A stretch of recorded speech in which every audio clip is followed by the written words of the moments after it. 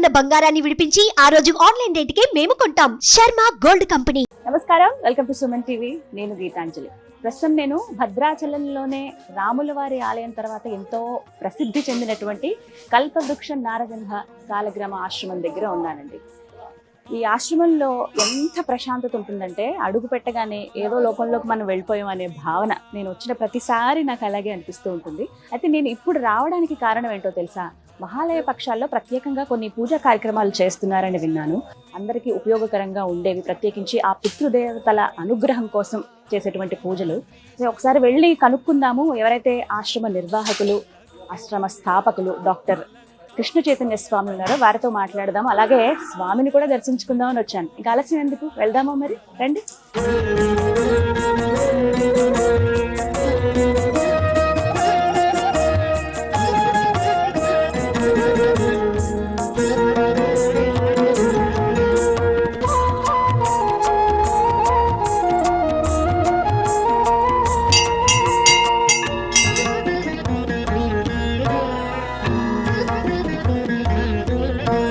చాణూరమర్ధన గోవింద, చామీకర ప్రభ గోవింద, జనార్దనాయ గోవింద, జగన్నాయక గోవింద, తత్పురుషాయ. స్వామి కృష్ణ చైతన్య స్వామి కోసం వచ్చాము. గోదావరి దగ్గర ఉన్నాం. అక్కడైనా కార్యక్రమం ఏమైనా జరుగుతుందా? అయితే అక్కడికే వెళ్తాం మేము. మీరు ఒకసారి ఫోన్ చేసి చెప్పండి మేము వస్తున్నట్లు. గురువుగారు గోదావరి దగ్గర ఉన్నారట, ఏదో కార్యక్రమంలో ఉన్నారు. ఇక ఇక్కడ మాట్లాడడం ఎందుకు, ఒకసారి స్వామి దగ్గరికి వెళ్దాం. అక్కడికి వెళ్ళి మిగతా విషయాలు తెలుసు.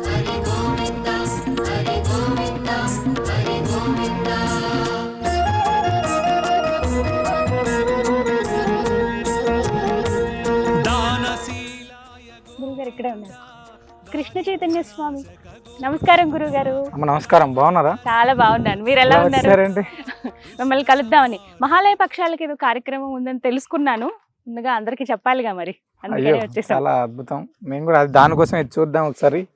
ఈ గోదావరి అంతా ఎలా ఉంది, అసలు ఇక్కడ ఉండేటువంటి ప్రాంతం అంతా శుభ్రం చేయించాలి అని ఆ ఉద్దేశంతో వచ్చాం ఇక్కడికి. కానీ చాలా ఎక్కువ ఉన్నాయండి వాటర్. గోదావరి అంటే ఈ మధ్య కాలంలో బాగా వరద వచ్చిందమ్మా, తగ్గింది ఇప్పుడే కొంచెం. చూసాం అప్పుడు మీరు చేసిన సహాయ కార్యక్రమాలు అన్ని కూడా. ఆ విషయంలో ఎప్పుడు దండం పెడతాను నేనైతే. మంచి మనసు ఇచ్చాడు దేవుడు మీకు. అయితే ఈ వివరాలు చెప్తారా వ్యూవర్స్ కోసం? ఖచ్చితంగా, అసలు ఎలాంటి కార్యక్రమాలు చేస్తున్నారు ఆశ్రమం తరపున? ఖచ్చితంగా చెప్తానమ్మా. ఇక తెలుసుకుందాం వివరాలు. గురువుగారు, మహాలయ పక్షాలు, ముందుగా మహాలయ పక్షాల విశిష్టత తెలియచేస్తారా? ఎవరైనా చనిపోతే ఆ సంవత్సరానికి సంబంధించినటువంటి తిథి, అంటే ఏ తిథి నాడు మరణిస్తే ఆ తిథి నాడు ప్రత్యేకంగా విశేషంగా ఆ తర్పణము శ్రాద్ధ కార్యక్రమాలు చేసుకుంటాం. అయితే చాలా మందికి ఆ తర్పణ శ్రాద్ధ కార్యక్రమాలు చేసుకోలేనటువంటి పరిస్థితి ఏర్పడినప్పుడు మహాలయాలు ఈ భాద్రపద మాసంలో పౌర్ణమి అయిపోయిన తర్వాత పాడ్యమి నుంచి అమావాస్య దాకా 15 రోజులు కూడా తర్పణ శ్రాద్ధ కార్యక్రమాలు చేసుకోవడానికి చాలా విశేషమైనటువంటి. మహాలయాలు తర్పణ శ్రాద్ధ కార్యక్రమం చేస్తే గయా శ్రాద్ధ ఫలితం వస్తుంది అని చెప్పి మనకు శాస్త్రం. అయితే ఈ మహాలయాలు ఎందుకు చేస్తారు అసలు? నార్మల్గా ఏంటంటే పెద్దల చెప్పేటువంటిది ఏంటంటే, కర్ణుడు మరణించినప్పుడు ఆయన స్వర్గలోకానికి ప్రాప్తి అయినప్పుడు ఇంద్రుడు వెళ్ళి ఆయన దగ్గరికి వెళ్ళి ఆయన కలిశారు. ఈయన ఆహారం ఇచ్చినా, ఈయనకి ఏది ఇచ్చినా, అంటే వాటర్ ఇచ్చినాడు, నీళ్ళు ఇచ్చినా, ఏది ఇచ్చినా కూడా ఏం ముట్టుకున్నా అది బంగారు అయిపోతుంది కర్ణుడికి. అదేంటి ఆకలి అయిపోతుంది ఈయనకి, తినాలంటే ఏం తిన్నా ఏం ముట్టుకున్నా బంగారు అయిపోతుంది, ఎందుకు ఇలా అంటే దేవేంద్రుడు వెళ్ళి కర్ణుడికి చెప్తాడంట, నువ్వు అన్నీ దానం చేసేసావు, అన్నం ఎవరికి కూడా ప్రసాదంగా అన్నప్రసాదాన్ని పంచలేదు, కనీసం ఒక గ్లాసు నీళ్లు కూడా నువ్వు ఎవరికి దానం చేయలేదు, నీకు ఇప్పుడే ఒక చివరి అవకాశం ఇది. ఈ 15 రోజులు కూడా భూలోకానికి వెళ్ళి అన్నప్రసాదాన్ని, అంటే నీటిని, ఇవన్నీ కూడా దానం చేసి తిరిగి మళ్ళీ సశరీరంగా స్వర్గానికి వచ్చేయచ్చాను. అప్పుడు ఈ 15 రోజులు కూడా భూమిపైకి వచ్చి ఆ పాడ్యం నుంచి అమావాస్య దాకా వివిధ రకాలైనటువంటి తర్పణాలు, శ్రాద్ధ కార్యక్రమాలన్నీ నిర్వహించుకొని ఆయన చేసినటువంటి దానాలన్నీ చేసి తిరిగి సశరీరంగా వెళ్ళిపోయారంట. దానికి గాను ఈ 15 రోజుల కాలం పాటు, అంటే ఎవరైతే పితృదేవతలు అప్రీతికరంగా తర్పణ శ్రాద్ధ కార్యక్రమాలు చేస్తారు, మన కుటుంబంలో ఉండేటువంటి పితృదోషాలు కానీ ఇలాంటివన్నీ కూడా తొలగిపోతాయి అని చెప్పి మనకు చెప్తారు పెద్దలు. అంత అంటే చాలా విశేషమైనటువంటి రోజులు ఈ యొక్క మహాలయ పక్షాలు. ఎప్పటి నుంచి అండి కరెక్ట్ గా లెక్క వేస్తే? భాద్రపద మాసంలో పౌర్ణమి మరుసటి రోజు, పాడ్యమి నుంచి అమావాస్య దాకా మహాలయ పక్షాలు చాలా విశేషంగా జరిగేటువంటి కార్యక్రమాలు. అంటే మనందరం కూడా మహాలయాలు చేయడం అనేటువంటిది చాలా మంది వదిలేస్తుంటారు ఫస్ట్. అవును. చాలా మంది తర్పణము అంటే శ్రాద్ధ కార్యక్రమాన్ని వదిలేశారు చాలా మంది. అంటే పెద్దలకు ఒకసారి పెట్టేటువంటి చేసాం కదా చాలానే కూడా, మన వాళ్ళు ఏమవుతుందంటే మేము గయకి వెళ్ళామండి లేదా ఇంకో దగ్గరికి వెళ్ళాం, అక్కడ పెట్టాం, దండం పెట్టుకున్నాం, వదిలేసామని. కానీ వాళ్ళు ఇచ్చినటువంటి ఆస్తులు మనం రోజు అనుభవిస్తుంటాం కదా, వాళ్ళు ఇచ్చినటువంటి ప్రాణాన్ని మనం అనుభవిస్తున్నాం కదా. మనం ఎప్పుడు కూడా తప్పనిసరిగా తల్లిదండ్రులకు అనేటువంటివి ఎవరైతే పితృదేవతలు ఉంటారో వాళ్ళకి తర్పణ శ్రాద్ధ కార్యక్రమాలు ఖచ్చితంగా చేయాలమ్మ. చేయడం ద్వారా ఏమవుతుందంటే కుటుంబ వృద్ధి జరుగుతుంది. ఫస్ట్ ఏదైనా దోషాలు ఉంటే అవన్నీ కూడా తొలగిపోతాయి. దోషాలన్నీ తొలగిపోతాయి.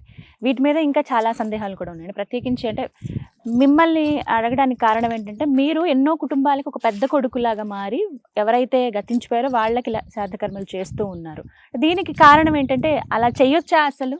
అంటే ఇక్కడ ఏమైందంటమ్మా, లాస్ట్ 2018-19 సంవత్సరాల్లో మేము పనిచేసే ఆలయం దగ్గరికి వచ్చి చాలా మంది, అంటే ఒక కుటుంబం, ఫస్ట్ ఒక కుటుంబం ఏమైందంటే వాళ్ళకి తండ్రి లేరు, ఆడపిల్లలు 4 ఆడపిల్లలే, వాళ్ళకి తండ్రి లేడు. తండ్రి చనిపోతే పక్కింటి వాళ్ళ చుట్టాలు ఎవరు సంబంధించినటువంటి వాళ్ళు వెళ్ళి ఒకసారి ఈ 10 రోజులకు సంబంధించినటువంటి కర్మ ఇవన్నీ కూడా చేశారు. చేసిన తర్వాత సంవత్సరీకం దగ్గరికి వచ్చేటప్పటికి వాళ్ళకి ఏదో క్లాసెస్ రావడం వల్ల ఈ సంవత్సరీకం అనేటువంటిది వాళ్ళు చేయము అని చెప్పారు. మేము చేయము అని. వీళ్ళు చాలా మంది దగ్గరికి వెళ్ళారు, ఎలా చేయాలంటే ఎవరెవరు మీ వాళ్ళ కుటుంబ సభ్యులు ఉంటే మేము కరెక్ట్గా ఉండి చేస్తామని చెప్పారు. వాళ్ళు ఏం చేయాలో అర్థం కాక దానికి సంబంధించినటువంటి డీటెయిల్స్ అడగడానికి నా దగ్గరికి వచ్చారు. చాలా బాధపడుతూ, అంటే మీ కొడుకు లేకపోవడం వల్లే ఇది చేయలేకపోతున్నాం కదా అనేటువంటి దాంతో అడిగితే, అలా కాదమ్మా, దీన్ని ఇలా చేస్తే మంచిది, మనం బ్రాహ్మణుడిని కర్తగా పెట్టి చేయొచ్చు, ఇబ్బంది ఏం లేదు అని చెప్పి మనం ఆ సంవత్సరం వాళ్ళకి చేయించాం. అప్పుడు అనిపించింది నాకు, అరే నిజంగా ఆడపిల్లలు ఉండి లేకపోతే చేయలేనటువంటి వాళ్ళ పరిస్థితి ఎలా ఉంటుందంటే, మనం నృసింహ సేవావాహిని భక్త బృందానికి ఒక చిన్న మెసేజ్ పంపించాం. ఎవరైతే ఇలా ఇబ్బంది ఉన్నారో వాళ్ళకి ఏదైనా అవకాశం ఉంటే చెప్పండి, మనం ఈ భద్రాచలంలో చేద్దాము అని. సుమారు ఒక 250 మంది పైన పైచిలుకు పేర్లు పంపించారు. అమ్మ ఏంటి ఇంతమందికి తర్పణ శ్రాద్ధ కార్యక్రమాలు జరగట్లేదా అని చెప్పి మహాలయ అమావాస్య రోజు ప్రత్యేకంగా నారాయణ హోమం, రుద్ర హోమం, శ్రీమద్ భాగవత పారాయణము, తర్పణము, శ్రాద్ధము, అన్నప్రసాదము, గోసేవ ఇవన్నీ కార్యక్రమం చేసాం. అంటే శాస్త్రంగా ఏమైతే ఉంటాయో అవన్నీ కూడా చేసాం. చేశాక మెసేజ్ అందరికీ పెట్టాం, ఇలా జరిగింది ఇలా. మరుసటి సంవత్సరానికి మా కుటుంబాల్లో చాలా వృద్ధి కనపడింది స్వామి, తప్పకుండా మళ్ళీ చేయండి అని అడిగారు. ఇంకా మహాలయ పక్షాలు రాకముందే అడిగారు. సరే అని ఒక మెసేజ్ పంపిస్తే సుమారు ఒక 700-800 కుటుంబాల పేర్లు వచ్చాయమ్మా. అంటే ఇది ఏమైందంటే వాళ్ళకు మంచి జరిగింది, మాకు కూడా జరుగుతుంది. అంటే ఎవరైనా ప్రత్యేకంగా వెళ్ళి చేసుకునేటువంటి పరిస్థితులు చాలా మందికి లేవం ప్రస్తుతం. ఒక క్షేత్రానికి వెళ్ళి చేయాలి, లేదా ఒక ఇంట్లో చేయాలి అంటే ఆర్థికంగా ఇబ్బందులు కావచ్చు, లేకపోతే మనకు టైం కావచ్చు, వివిధ రకాలు. ఇప్పుడు ఎవరిని తప్పు పట్టడానికి లేదు, ఇక్కడ ఉన్న పరిస్థితుల్లో ఆర్థికంగా ఉండొచ్చు, వాళ్ళకు అర్చకులు దొరకకపోవచ్చు, లేదా ఏదైనా కారణం కావచ్చు, చేయలేకపోవడానికి చాలా మంది ఇబ్బంది పడుతున్నారు. ఇది వాస్తవం. చేయాలని తాపత్రయం ఉండేటువంటి వాళ్ళు కొంతమంది అయితే, వదిలేసినటువంటి వాళ్ళు కొంతమంది. ఈ తాపత్రయం ఎవరైతే ఉన్నారో చేయడానికి ఒక వేదికని మనం చేయాలి అనేటువంటి సంకల్పంతో ఏర్పాటు చేస్తున్నాం ప్రతి సంవత్సరం. ఒక గత 3-4 సంవత్సరాల నుంచి మనం ఏం చేసామంటే, అలా కాదు, మహాలయ పక్షాల్లో 15 రోజులు కూడా ఏ తిథికి ఆ రోజు, అంటే పాడ్యమి నుంచి అమావాస్య దాకా ఏ తిథికి ఆ తిథి నాడు ప్రత్యేకంగా చేద్దామని ఆ 15 రోజులు కూడా రోజు మహానారాయణ హోమం, రోజు రుద్రహోమం, ఈ 15 రోజులు కూడా శ్రీమద్ భాగవతాన్ని మొత్తం పారాయణం చేయించడం, అదే విధంగా గోదావరి దగ్గర తర్పణము, శ్రాద్ధము, మన నిత్యాన్న ప్రసాద నిలయంలో అన్నప్రసాద వితరణ, గోమాతలకేమో గోసేవ, ఇవన్నీ కూడా చేస్తుంటే అసలు ఎన్నో కుటుంబాలు చాలా వృద్ధిలోకి వస్తున్నాయి. చాలా అద్భుతమైనటువంటి ఫలితాలను వాళ్ళు చూస్తున్నారు. మాకు చాలా మంచి జరిగింది. మేము ప్రతి సంవత్సరం వింటున్నాము ఈ మాట. సరే ఈ సంవత్సరం కూడా ఎలాగో 4 రోజులు ప్రారంభం అవుతాయి కాబట్టి ఏం చేద్దాం, ఎలా ముందుకు వెళ్దాం అనేటువంటి ఉద్దేశంతో ఇక్కడికి రావడం జరిగింది. ఇదే తెలుసుకుందాం. అంటే ఇప్పుడు ప్రత్యేకంగా రాబోతున్నటువంటి ఈ మహాలయ పక్షాల్లో ఎటువంటి కార్యక్రమాలు చేస్తున్నారు, అసలు పూర్తిగా వివరాలు తెలియదు? తప్పకుండా. సెప్టెంబర్ 18-19 తారీఖుల్లో ఇవి మహాలయ పక్షాలు ప్రారంభం అవుతాయి. అయితే ప్రతినిత్యం కూడా, అంటే మనం సాలగ్రామ ఆశ్రమంలోనే ప్రతినిత్యం కూడా గోమాతల సన్నిధిలో ఏమో ప్రత్యేకంగా పితృదేవతలకు ప్రీతికరంగా గోసేవ ఫస్ట్ మొదటి ప్రారంభం అయ్యేది గోసేవతోటి ప్రారంభం అవుతుంది. గోపూజ, గోవులకు సంబంధించినటువంటి ఆహారం అన్ని అందించిన తర్వాత గోదావరి నదీ తీరంలో ప్రతిరోజు కూడా మహానారాయణ హోమం ఉంటదమ్మా. ఈ నారాయణ హోమం చేయడం ద్వారా నదీ తీరంలో ఇక్కడే ప్రతిరోజు ఈ 15 రోజులు కూడా ప్రతిరోజు కూడా మహానారాయణ హోమం, మహారుద్ర హోమం, అంటే పితృదేవతలకు ప్రీతికరంగా ఈ యొక్క పితృదోషాలు ఎవరైతే ఉన్నాయో వాళ్ళందరి తరపున కూడా, అంటే ప్రత్యక్షంగా రాలేనటువంటి వారి కోసం ఇవన్నీ కూడా ప్రత్యక్షంగా వాళ్ళు వచ్చి చేసుకోలేనటువంటి వాళ్ళు చాలా మంది ఉన్నారు. వాళ్ళందరి కోసం రోజు నారాయణ హోమం, రోజు రుద్రహోమం అయిన తర్వాత సాయంత్రం ప్రతినిత్యం కూడా శ్రీమద్ భాగవతాన్ని పారాయణం. అంటే శ్రీమద్ భాగవత పారాయణం చేస్తే ఎలాంటి పితృదోషాలున్నా, ఎలాంటి పితృదేవతలకు సంబంధించినటువంటి ఇబ్బందులు ఉన్నా కూడా అవన్నీ తొలగిపోతాయి అని చెప్పి మనకు శాస్త్రం అమ్మ. దానికని శ్రీమద్ భాగవత పారాయణం, అన్నప్రసాదం ఇవన్నీ కూడా ప్రతినిత్యం కూడా తర్పణము, శ్రాద్ధము, గోసేవ, ఈ హోమం అంటే వీటి ద్వారా పరిపూర్ణమైనటువంటి అంటే బ్రాహ్మణుడు ఎలా అయితే అంటే పూర్తి స్థాయిలో బ్రాహ్మణుడు ఎవరైతే శాస్త్రబద్ధంగా చేసుకుంటారో అంతకు అద్భుతంగా మనం ఈ కార్యక్రమాలను మనం చేస్తున్నాము. ప్రతి 15 రోజులు కూడా 15 రోజులు మొత్తం కూడా. గురుగారు ఒక మాట అండి, నిజంగానే మహాలయ పక్షాల్లో పితృ కార్యక్రమాలు ఏమైనా చేయిస్తే కుటుంబంలో వృద్ధి ఉంటుందా అని అడిగే వాళ్ళు చాలా మంది ఉన్నారండి. నిజమా అసలు ఇది? 100% నిజమమ్మా. అంటే మహాలయ పక్షాల్లో అనేటువంటిది కాదమ్మా, ప్రతి సంవత్సరం కూడా ఎవరైతే మన పితరులు మరణించి ఉంటారో వాళ్ళకు తప్పనిసరిగా శ్రాద్ధం చేయాలి. ఫస్ట్ శ్రాద్ధం చేయలేనటువంటి వారు కనీసం కూడా ఏదైనా గోమాతలకు ఆహారం అందించడము, లేదా కనీసం తర్పణం నువ్వులతో నీళ్లను వదిలిపెట్టడము చేయడం ద్వారా ఏమవుతుందంటే వాళ్ళ పితృదేవతలు, ఇప్పుడు కామన్ గా ఆకలైనటువంటి వాడు ఎవరైనా మన ఇంటి దగ్గరకు వచ్చి దొరకలేదంటే వెళ్ళిపోతుంటాడు కదా, కొంచెం బాధతో వెళ్ళిపోతుంటారు. పితృదేవతలు ఇంత వంశాన్ని ఇచ్చి ఇంత పేరునిచ్చి ఇవన్నీ ఇచ్చినప్పుడు వాళ్ళ కుటుంబం మన గుమ్మం దగ్గరకు వచ్చి ఎదురు చూస్తుంటారు. వాళ్ళు చనిపోయినటువంటి రోజు వీడు ఏమైనా మనకు ఏమైనా ఉత్తమ గతులు ప్రాప్తించడానికి ఏదైనా తర్పణం వదులుతున్నాడా, ఏదైనా ఆహారం పెడుతున్నాడా అనేటువంటి దాన్ని ఎదురు చూస్తుంటారంట. ఆ ఎదురు చూసినప్పుడు మనం వదిలితే వాళ్ళు చాలా ఆనందంగా ఆశీర్వదిస్తారు, లేదు బాధతో వెళ్ళిపోతుంటారు. బాధతో వెళ్ళిపోతే అదేదో మనం ఆటోమేటిక్గా దాని యొక్క ప్రభావం మన కుటుంబం పైన ఆనందంతో ఉండేటువంటి వాళ్ళకి మీరు గమనిస్తే చాలా కుటుంబాలు ఈ యొక్క శ్రాద్ధ కార్యక్రమం అంటే చేయనటువంటి వాడికి ఏమవుతుంది, మనం చాలా మంది అడుగుతుంటారు. కుటుంబ వృద్ధి అనేటువంటిది ఖచ్చితంగా ఎక్కడో చోట ఇబ్బంది కలుగుతూనే ఉంటుందమ్మా. వాడు సంపాదిస్తుంటే దాన్ని ఆ డబ్బును కోల్పోతుంటాం, ఉద్యోగంలో ఉన్నతి లేకోకుండా, వంశ అభివృద్ధి లేకోకుండా చాలా చాలా రకాలైనటువంటి ఇబ్బందులు మనం ప్రస్తుతం సమాజంలో చూస్తున్నామమ్మా. సంతానానికి సంబంధించినటువంటి వాళ్ళైతే వందలాది మంది హాస్పిటల్స్ చుట్టూ తిరుగుతూనే ఉంటారు. ఎందుకు తిరుగుతుంటారో అర్థం కాదు. డాక్టర్ దగ్గరికి వెళ్తే మీరు ఏం చెప్తారు, ఏం లోపం లేదు మీరు ప్రయత్నం చేయండి అని చెప్తుంటారు. ఖచ్చితంగా ఈ పితృదోషాలు, పితృశాపాలు, పితృదోషాలు వీటి యొక్క ప్రభావం అనేటువంటి చాలా ఎక్కువ ఉంటుందమ్మా. సో అందుకని ఆ కార్యక్రమాలు చేయడం అనేటువంటిది చాలా మంచిది, ఖచ్చితమైనటువంటి ప్రభావం ఉంటుందమ్మా. అలాగే ఈ పితృపక్షాల్లోనే అన్నదానం, ఒక్కరికి కనీసం అన్నం పెట్టినా అది ఎంతో పుణ్యం, ప్రత్యేకించి పితృదేవతల అనుగ్రహం ఖచ్చితంగా ఉంటుంది, అన్నానికి లోటు ఉండదు మనకి అని అంటారు. ఎంతవరకు వాస్తవం? అంటే ఇక్కడ మనం మహాలయ పక్షాలు ఏర్పడడానికి మెయిన్ కారణమే కర్ణుడికి వెళ్ళి భూమి పైన అన్నదానం చేయమని, నలుగురికి ఆహారాన్ని అందించు, నలుగురికి నీటిని అందించమని చెప్పారు. అంటే ఈ యొక్క ఎవరికైనా కూడా అంటే ఎవరైతే అన్నార్తులు ఉంటారో వాడికి ఆహారం అందిస్తే కనీసం ఆ పితృదోషాలు, పితృశాపాల ప్రభావం అనేటువంటి తగ్గుతుంది. ఫస్ట్ మన ఉత్తరోత్తర వంశంలో ఉండేటువంటి ఎవరైతే పిల్లలు ఉంటారో వాళ్ళకి అన్నం దొరకకోకుండా ఇబ్బంది పడేటువంటి కాలం ఉండదు అని చెప్తారమ్మా. అన్నం ఎప్పటికైనా మనం ఎవరికైనా నలుగురికి పెడితే ఈ మహాలయ పక్షాల్లో మనం కాదు మన పిల్లలు కూడా ఈ అన్నానికి లోటు లేకోకుండా వాళ్ళ యొక్క తరతరాలు ఇబ్బంది లేకోకుండా ఉంటారు అని చెప్తారు. ఖచ్చితంగా అది నిజం. అది అలాగే ఈ పితృపక్షాల్లో ఏం దానం చేస్తే మంచిదండి? అసలు మహాలయ పక్షాలు 15 రోజులు కూడా నార్మల్ గా స్వయం పాకం ఇచ్చేటువంటి వాళ్ళు స్వయం పాకం, లేదు కనీసం గోమాతలకు ఏదైనా ఆహారం, పచ్చిగడ్డియో తవిడో, గోవులకి ఇక్కడ చాలా విశేషం అమ్మ. ఫస్ట్ ఈ మహాలయ పక్షాలు 15 రోజులు గోమాతలకు ఏదైనా ఆహారం అందించడం అనేటువంటిది ఉత్తమోత్తమైనటువంటిది. ఈ 15 రోజులు కూడా ఎవరైతే అన్నార్తులు ఉంటారో, ఎవరికి నిజంగా ఆకలి ఉంది వాళ్ళకి ఆహారాన్ని అందించడం అనేటువంటిది అద్భుతమైనటువంటి ఫలితం. ఫస్ట్ దానం అంటారా, మనం సశక్తిగా ఏది ఉంటే ఆలయానికో ఏదైనా ఏది ఇచ్చినా పర్లేదు, కానీ ఈ మహాలయ పక్షాలు 2 రోజులు కూడా 15 రోజులు కూడా ఖచ్చితంగా మనం చేయాల్సింది గోసేవ, అన్నార్తులకు ఆహారం. ఈ 2 చేస్తే అద్భుతంగా ఫలితం ఉంటుంది. అంటే గోవుకి ఏం తినిపిస్తే మంచిది ఇలా ఉంటుందండి? గోమాతలకు ఎక్కువ పచ్చిగడ్డి అమ్మ, లేదా తవుడు, వివిధ రకాల నవధాన్యాలు నానబెట్టి నవధాన్యాలు పెట్టడం, వీటిని మంచిదమ్మా. అంటే ప్రత్యేకంగా ఈ రోజు 15 రోజులు ఉంటాయి కదా, 15 రోజులు అంటే ఒక రోజు కందులో, ఒక రోజు గోధుమలో, లేకపోతే ఇంకొకటి ఏది పెట్టినా కూడా చాలా ఫలితం ఉంటుంది, మంచిది. అంటే ప్రత్యేకంగా ఈ 15 రోజులు ఏవైతే ఉన్నాయో ఇక్కడ విశేషంగా జరిగేవి ఇప్పుడు హోమాలు అని చెప్పారు, ఇంకా ఏం చేస్తారండి? ఇందులో మహాభరణి అని ఉంటదమ్మా. అంటే భరణి శ్రాద్ధం అని ఉంటది. మహాలయ పక్షాల్లోనే 4-5 రోజుల్లోనే భరణి శ్రాద్ధం వస్తుంది. ఆ భరణి నక్షత్రం ఉన్నటువంటి రోజు తర్పణం గిన శ్రాద్ధం గిన చేస్తే, గయలో శ్రాద్ధం చేస్తే ఎలాంటి ఫలితం ఉంటుందో అక్కడికి వెళ్ళి మనం చేస్తే ఎంత అద్భుతమైన ఫలితం ఉందో ఆ యొక్క ఫలితం ఆ భరణి శ్రాద్ధం రోజు చేస్తే వస్తుందమ్మా. అంటే వేరే వాళ్ళ తిథితో సంబంధం లేదా? ఎవరు లేకపోయినా చేయొచ్చు ఆ రోజు. భరణి శ్రాద్ధం అనేటువంటి చాలా మంది చేస్తుంటారు. మనం దీనికి కానీ అంటే చాలా మంది ఏమనుకుంటారు అంటే భరణి శ్రాద్ధం రోజు చేస్తే బాగుంటుంది, నవమి రోజు చేస్తే, మధ్యాష్టమి రోజు చేస్తే, ఇలాంటివన్నీ ఉంటాయి. అలా కాదు, 15 రోజులు చేద్దాం. అసలు ఎవరైనా ఒక గోత్రనామాలు ఇచ్చారు వాళ్ళ పితృదేవతలకు సంబంధించిన ఉంటే పాడ్యమి నుంచి అమావాస్య రోజు కూడా తర్పణం చేస్తున్నాం వాళ్ళ కోసం. అంటే ఈ తిథి నాడు చేసి వదిలేయడం కాకుండా పాడ్యమి నుంచి అమావాస్య దాకా ప్రతి 15 రోజులు కూడా తర్పణము, శ్రాద్ధము, హోమము, అంటే ఎంత అద్భుతమైనటువంటి ఫలితాన్ని వాళ్ళకి ఇస్తున్నామంటే ఇది ఊహించకోకుండా, అంటే ఈ ఫలితం అనేటువంటిది అనంతం ఇంకా ఖచ్చితంగా. అంటే ఆనాడు ఒక్కరే చేస్తే ఎంత ఫలితం ఇస్తుందో 15 రోజులు చేస్తే ఇంకెంత అద్భుతమైన ఫలితం ఉంటుందో మనం ఒకసారి ఆలోచించుకోవాలి. నిజంగా ఒక అద్భుతమైన అవకాశం. ఎలా అంటే మేము రావాలి, నమోదు చేయించుకోవాలి అంటే పేర్లు ఒకటి చెప్తే సరిపోతుంది. అంటే నృసింహ సేవానికి సంబంధించినటువంటి మీరు నెంబర్లు ఇస్తే ఆ నెంబర్లలో వాళ్ళకు ఎవరైతే కాల్ చేస్తారో వాళ్ళకి ఎలా అయితే శ్రాద్ధం చేయాలో ఒక ప్రఫార్మా పంపిస్తారమ్మా.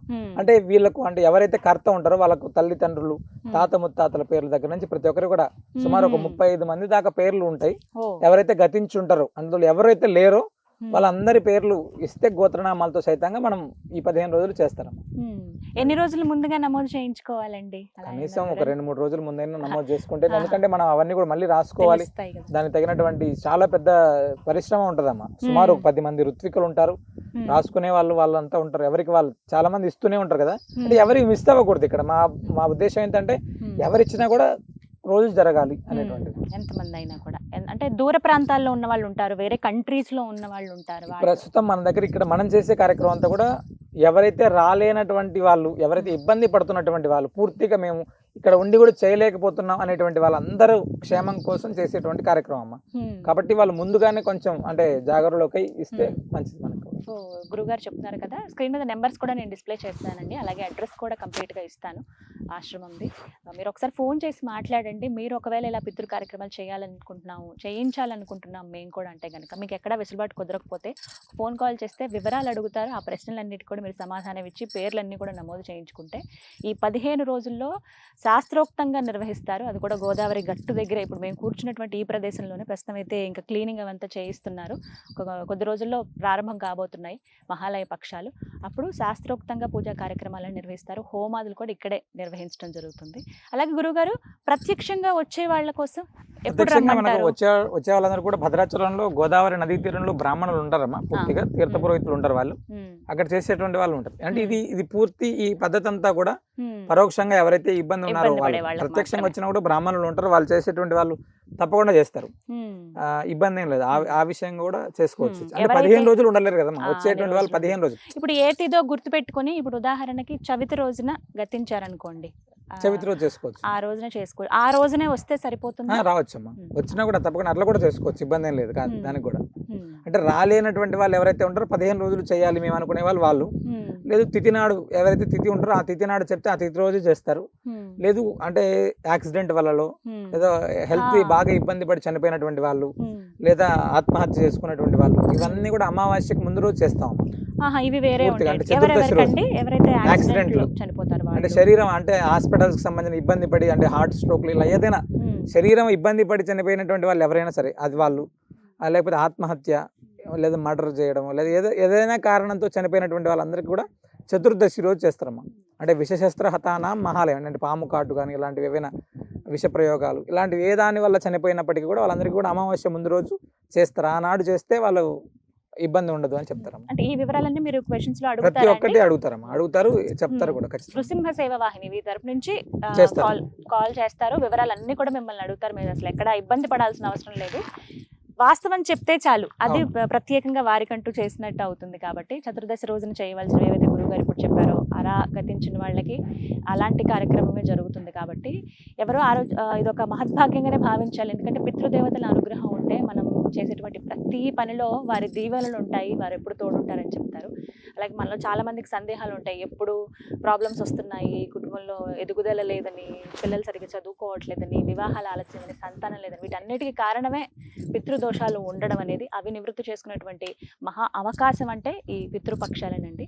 స్క్రీన్ మీద నెంబర్ కూడా డిస్ప్లే చేస్తున్నాను.